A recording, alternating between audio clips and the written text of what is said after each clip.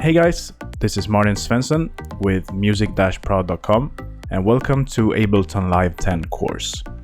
In this course, we're gonna cover everything you need to know to create full tracks, to create DJ mixes or mashups or whatever you can think of in Ableton Live.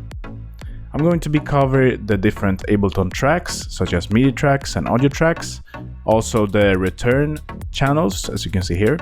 I will also cover the different views you have in Ableton. So you can see here is the arrangement view here. If I go to my tab key, and I will also take a look at the warping. Warping is time stretching for Ableton Live, so you can time stretch audio and MIDI that way. This is a really cool feature to know.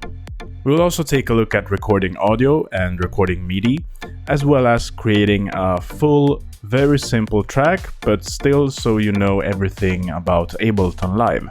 You will learn everything in Ableton Live 10 in just a day with this course.